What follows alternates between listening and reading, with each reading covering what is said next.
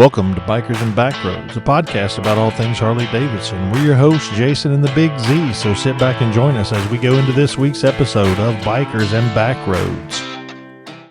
What's up, everybody? Thanks for downloading the most recent episode of Bikers and Backroads. As you can see, we're back in the home studio this week, but we enjoyed being gone. We'll talk about that a little bit in a moment. So whether you're a seasoned rider or thinking about buying that first Harley-Davidson, we think we've got something for you. And you can follow us on anywhere you're getting audio podcasts, from Apple iTunes to Spotify to Amazon Music. We're on Podbean as our host. You can find us, of course, here on YouTube, where we do these podcasts as well as other videos we put out just to get some content. And we're on lots of places on social media, on Instagram and on TikTok. We're at Bikers and Backroads. And on X or Twitter, we're at BNB_pod if you want to find us and check in with us there. So the Big Z, of course, we're back home. What are you thinking? Great to be home. Definitely was missing the homestead, of course, but it was a great time being away. And we'll talk about that a little bit later on.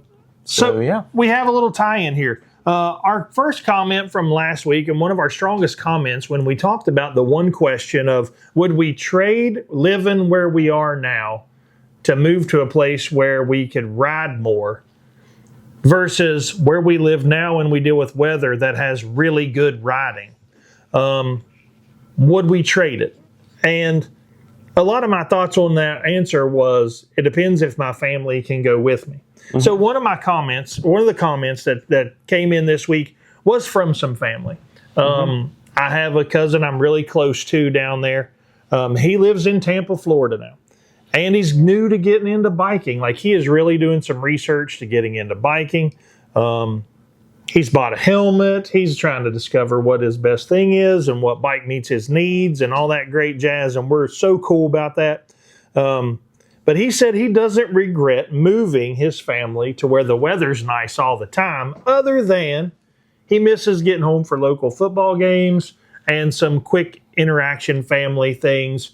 Like, he's the family that just could pop in and you have a pop-up cookout and things like that. So we miss that. He's more like a brother to me.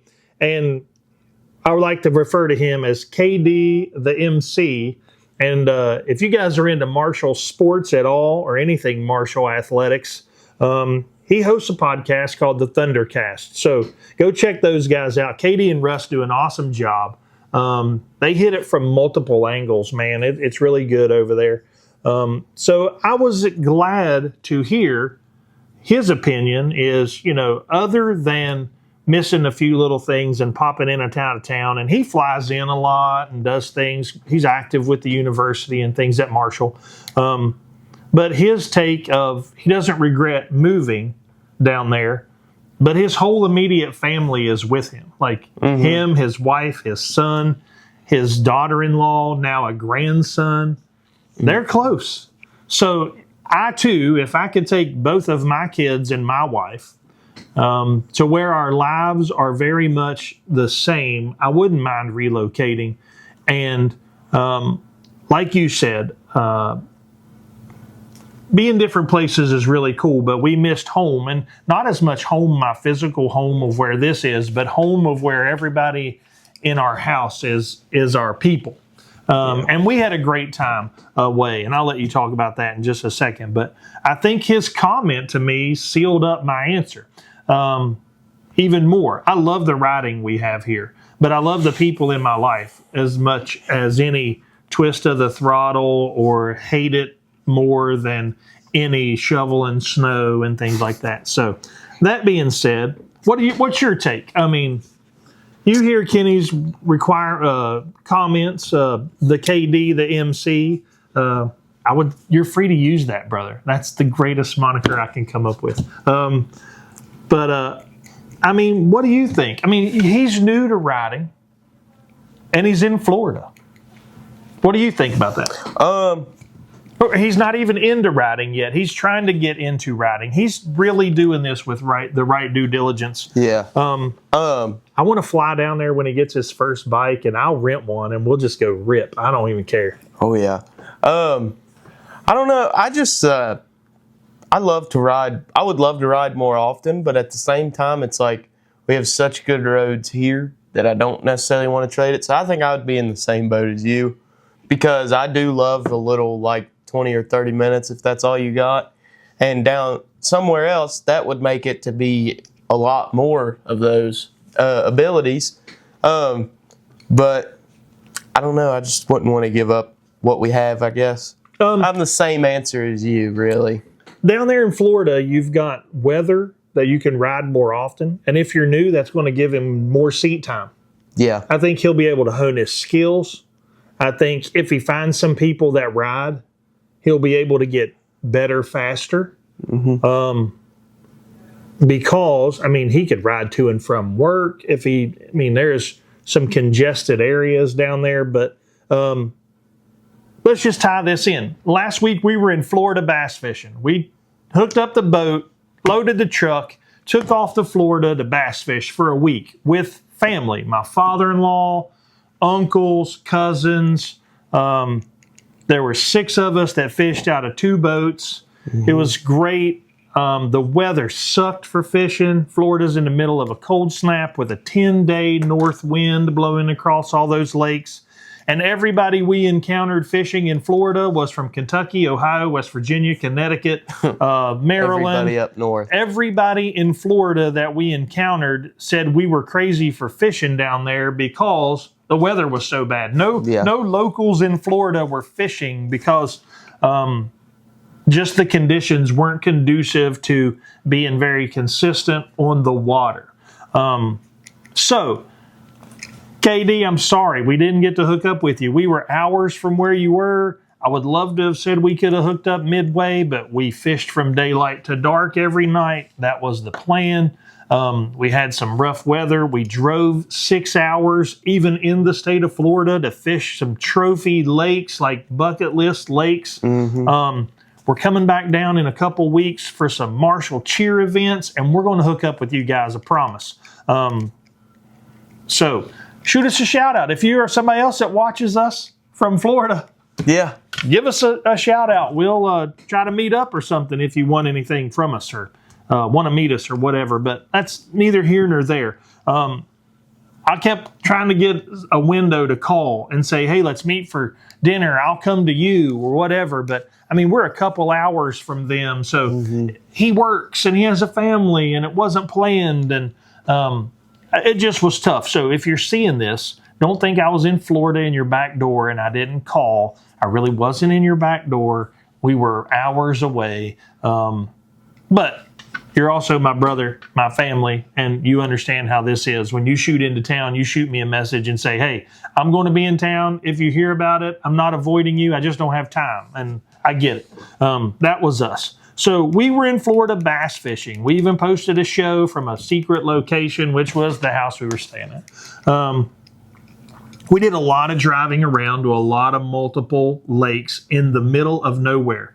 And man, all I'm thinking of is those were some great roads to ride.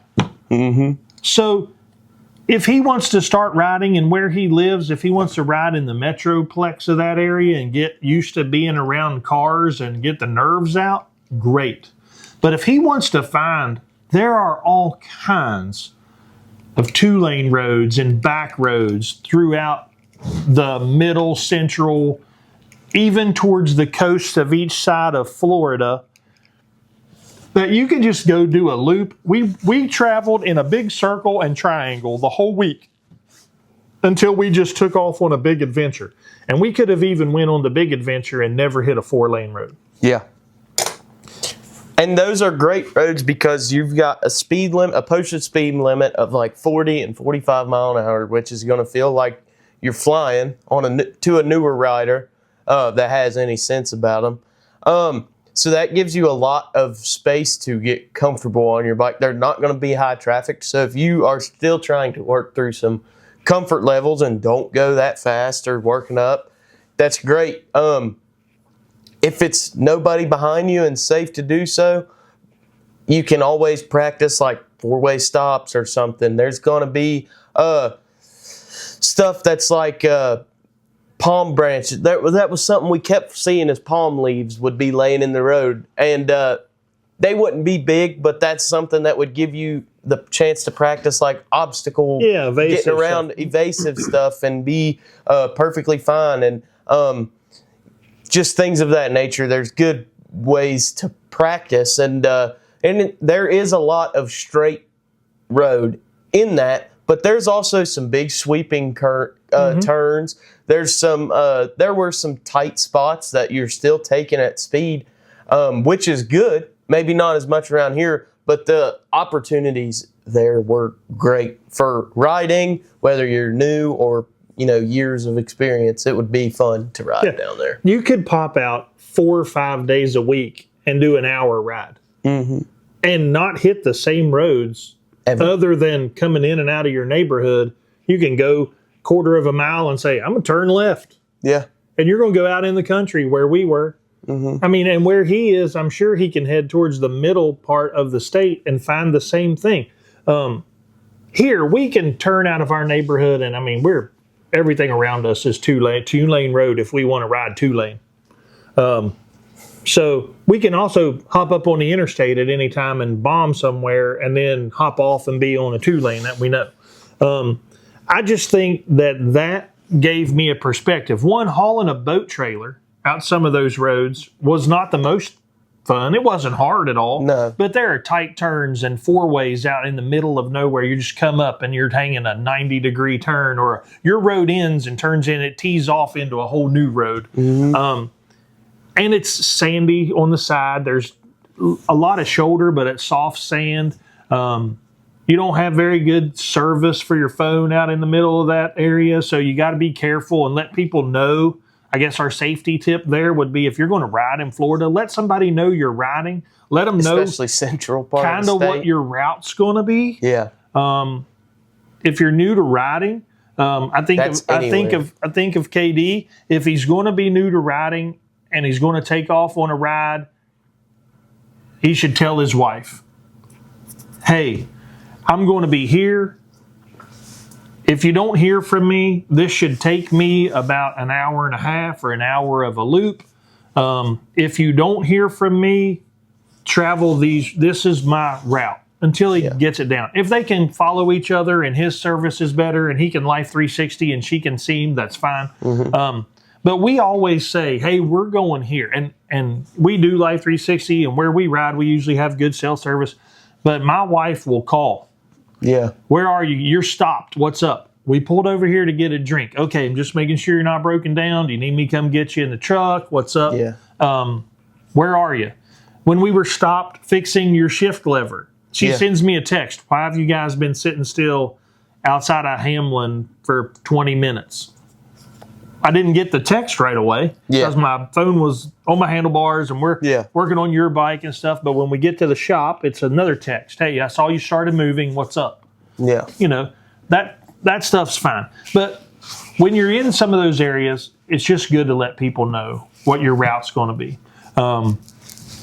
That's just my safety tip of the week, is when you're traveling or you're riding and you're learning to ride or you're riding by yourself, let somebody know what your route's going to be, or have a way on your phone that your significant other or your safety contact can pull up your location and find out where you are. If you're trying to be that secretive about your location, you might want to reevaluate your life and figure out why you're trying to be so secretive. So, those are done.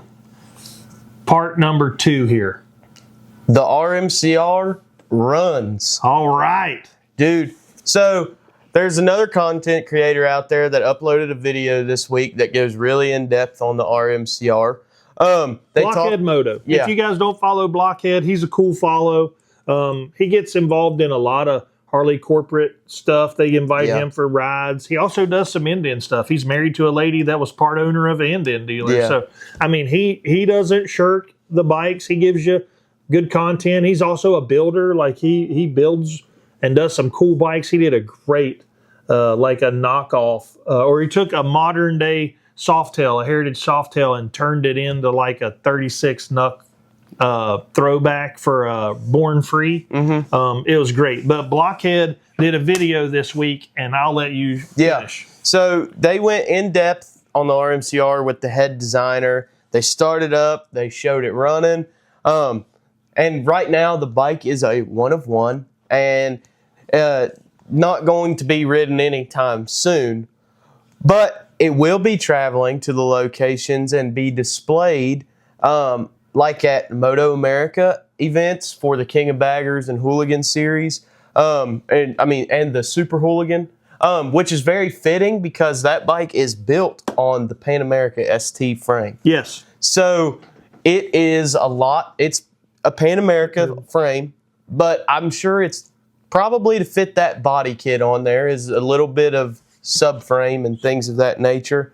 So we just are going to have to watch it, look for it, and man, I know I can't be the only one that would love to see that go into production. If that gets I hope it does not stay a one of one. They pay some great homage to that old bike with this new RMCR. It looks amazing. It sounds amazing. But yeah, that was just the update on that because a couple episodes ago we talked about it when it was first unveiled. And everybody thought it didn't run. So yeah. So the RMCR, if you just don't know, that's the RevMax Cafe Racer, and it's a modern take of the old XLCR. Yep. The Cafe Racer, like you said, and I mean this bike has new materials like carbon fiber and things. It has a lot of the silhouette stay into black. How the XLCR had, contrasting finishes of black and raw or polish around the rims. This RMCR does. That video does a great job. He's talking to, I know the guy's first name's Bjorn. He's the head designer for the RMCR project. And he just talks about, they spent a lot of time studying the XLCR and bringing everything to the new one just to pay respect for how well that bike was. It's one of everybody at Harley's favorite bikes that was ever built by Willie G. So they wanted to do it service. In Blockhead's video, he's talking to Karen Davidson, daughter of Willie G. And she said, I personally have an XLCR in my garage at home. It's one of my favorite bikes. And she goes, when this came out, all I can think is, I really want to throw a leg over that thing and ride it. And nobody will let them ride it. It's chain driven, which is cool. Yeah. But it really is a good video. So yeah, we're not linked. Blockhead doesn't know us, but I will tell you if you want to go over and see some of the great things. It stayed true to a 2-into-2 pipe. It has the pipes blend together at the front, just like the old XLCR did. So it's amazing. It's fun to see. So yeah, get over and look at the RMCR. And our other videos said we didn't know if it ran. Well, the update, it runs and it is loud and it sounds mean. So our next thing we're going to roll into is the next Mission King of the Baggers event. It's going to be April 17th and 19th. Or through the 19th. So we're under 30 days out now. This is going to be our chance to see if Harley has an answer to the speed of the Indian Challenger that was showcased at Daytona on the first event. And I know I'm really hoping they can really figure some stuff out and give that Indian a run for its money. Mm-hmm. We know that it has the ability to run turns and corners because he led through the tight stuff. Absolutely. But out on the banking in the wide open spaces of Daytona, the Challenger was just a stronger running bike based on either setup or tuning or something like that. That motor can still make power. It's going to see, could it have been a comfort thing? Whatever. But knowing that the RMCR is going to travel around to Super Hooligan events, we'll give you an update. So if you're local to Road Atlanta and you want to try to get out and see the RMCR, I would say it's going to be hitting some of those areas. So there you go. If you haven't seen it yet, I'm hoping that it comes up to Mid-Ohio because I keep saying we're going to try to get there, but we're going to get there. Yeah. And we're going to go up to that event and see what's going on and watch a race, and I'm hoping it shows up there. They're giving you the ability when you see it to give your feedback of it. I saw another guy with Harley Corporate says they're really wanting public feedback to see if this is something they bring to a limited production run or an order only. Nobody thought that $110,000 Road Glide would sell, and they all sold. They all were ordered. They're all spoken for. Some of them are even owned by guys and left to be on display at the dealership that secured it for them. They know they're never going to ride it. So I can't believe that if you did this as a limited run of 1,000 or 500 bikes, I'm sure people are going to order this. But they're giving you the chance. I don't know if you can give a feedback on Harley-Davidson website yet, but they're hoping to. But where you find the bike, there's an iPad there that is linked by the bike for you to give your feedback. Would you like to see it go into production? What's your favorite things you see? What would you like to expect? Whatever. But they're giving the public a feedback opportunity on whether you want to see the RMCR come into production. That gives us into number 4. Should be contacting our local dealership this week or reaching out to a couple other people to get the new Michelin Commander 3s mounted on and balanced and put on the lowrider. Be glad to get some miles on here. I can't believe we're getting close to April. Got those for Christmas. Now we just need to get them put on. I didn't want to put them on and let them sit in the garage where it was cold and limited riding and flat spot. That was some advice given to me by Doc Harley, so shout out to Dr. Harley. Hopefully we'll get to see you guys at Mobbin, and I just appreciate the feedback and stuff from guys who have been there, done that, work on bikes a little more, have more knowledge.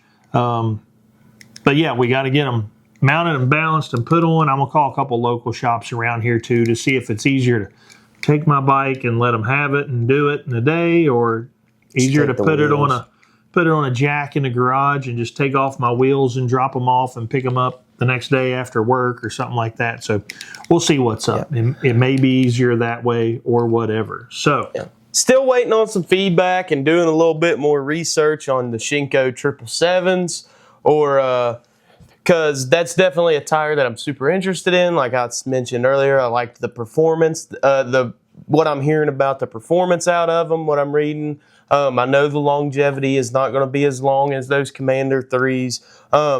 But the biggest thing really is I'm still stuck on white walls or not, and I'm really, really leaning towards wanting the white walls. I really do dig that look. So that's what I wanted to mention here is we saw a lot of bikes in Florida riding around, even though everybody down there says it's crappy weather. 70-degree day with 15 to 20 mile an hour wind. If it's here, I'm definitely riding. And must be some guys from out of town, or they've moved there and they were riding too. So yeah, we went to Florida to fish, and the first 3 days we were there is 35 degrees in the morning with highs of 59. Here, we're like, yes. Yeah. And everybody down there is like, you guys are crazy for going fishing. It's not 80 let alone degrees. Being outside. So guys were bundled up riding their bikes, and we were like, 65 degrees. T-shirts, baby. Yeah. So it was great. But anyway. So we saw a bobber build in Florida, and I would love to have said it was on a Softail frame or something. Be honest, it just kind of blew past. I couldn't even tell you if it was what bike it was built on. So, but it was running white walls, and it was definitely a look I was going for. Granted, I'm not building a bobber. I'm going with staying true to the Dyna. But this was a full bobber, no rear fender, hidden brake light. It was a great built bike. Whoever did it well. From what we saw, but that just adds the question: is do we cut the rear fender on the street bob? That's something I've thought about. I'm not stuck to either way. Definitely not something now, but man, it does raise the question. I do love that look of a cut fender on those clubbed out Dynas, but I don't know. I knew when we ran into Drew from Rolling Throttle at Black Sheep that day, and we stand out by the bikes, and and he was checking out the Sawicki we had just put on, and that was our first chance to run into them kind of out and about in a while. And the first question he looked at Xander and he said, when are we going to cut that back fender for this to be a clubbed out Dyna? And you're like, oh, I wouldn't mind. And he's like, we can do it. Yeah. So, I said, I'll do it right now. He hadn't really even thought about that or mentioned it. I mean, he has plans for his bike, of course, that he doesn't discuss with me. But the thought is, do you buy a fender, like an aftermarket fender, and just get it shipped in vivid black and then cut that one and keep your factory fender? We put it up so we're not cutting a factory Harley fender from 2007. I did look a little bit more at that bike when we got to a place where it was sitting beside us, and I want to believe it was an earlier Softail Street Bob. I do believe because it was too. It had a really shortcut fender on the back. Yeah. It looked like it had none. But the guy had a solo seat, and that fender was chopped to the top of the tire. Yeah. Like there was nothing over covered. So, but it had a side mount license plate and light on it. It didn't even have a light tucked up under the fender. Guys run those real hidden lights off the end of the fender, but it had like some tall ape hangers and it was a bobber build, but it was very cool. But it was running black wheels and white walls, and he was like, that's it, that bike's running white walls, that's what I'm looking for. He said, that looks good. And I was like, man, that's the best thing about having a Harley Davidson. You can make it look your own. And if you want to sit there and bash somebody's build, I'm not going to. That's what they wanted it to look like. We talk about Vicla builds. Man, I do not love the super long fishtails. I do. But guys that do, man, I'm not going to bash your effort, your work, the money you put into your bike. No. Is it something I would do to mine? No. But man, I just love the fact that you make it. I call it all the time. You got an adult Lego. You can make it look whatever you want to. It's great. So also Harley Davidson this week if you do their app on your phone, the notice this week was an ad campaign they're releasing, and it says, stop looking and start riding. And they do that. The premise of that is stop looking for your Harley and get on one and start riding. And their premise behind that is they have new bikes, new models, 2026s for sale as low as $9,999, which is the Nightster. The Nightster. Which a lot of people want to believe is the modern day Dyna. It's not. It has a RevMax motor. There's guys, if you want to look into them, there's a lot of YouTube channels and content creators that got Nightsters from Harley, and they started building them and ripping them. Thrashing guys jumped theirs. Yeah. And they're still talking about wanting to do more stuff and build theirs. But Ryan Cruzy and Cruzy Originals, their channel they did a Nightster build. So all that stuff. If you want to see what's available for those bikes, that's fine. Am I a Nightster guy? Probably not. But that whole $9,999 to get you on a new bike, I mean, if you go in and you look at a Nightster and you love it and you sit on it and it fits you and you think that's something you want to do, you're on a brand new Harley for under $10,000 or right at 10. And by the time you get it all done and get all your whatever, you'll be closer to 11 and things like that. But that brings us to the last topic of the day. A little shorter show this week as we're trying to get home and get everything situated. We rolled into home last night or yesterday evening around 4, almost 5 o'clock from a 13-hour ride and pulling a boat, and it was great, but we're glad to be home.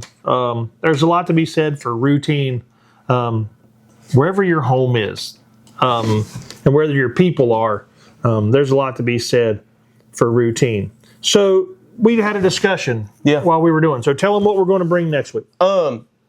So as the young person that I am, can't stay off Facebook Marketplace, just like many other people. And I think that's all age groups. But I love to look at Facebook Marketplace, especially when I'm in a new area. So down in Florida, we were looking around, and me and Dad come up with that next week, we're wanting to do another top 5 list of bikes in our area at home that are going to be very budget friendly. Well, we say budget, but this is going to be, next week's list is going to not be capped at a certain price, but these are going to be some great budget deals for people that are looking at beginners, they're wanting a cruiser or a touring bike, that are in the used market, Facebook Marketplace. We're not going to just stick to just Facebook Marketplace. We're going to look around at all of our websites, but finding great deals that are coming up to get them on a motorcycle. Yeah. Like I said, we're not going to do at least for right now, where our plan is not having a certain like budget limit, but we're going to be looking just for great deals because everybody's budget is different. Mm-hmm. So that was kind of the thought process behind the list, because somebody's first bike is going to be $5,000. Somebody else's first bike is they're ready to put up $15,000. So you never know. But yeah, that can be expected for a top 5 list next week.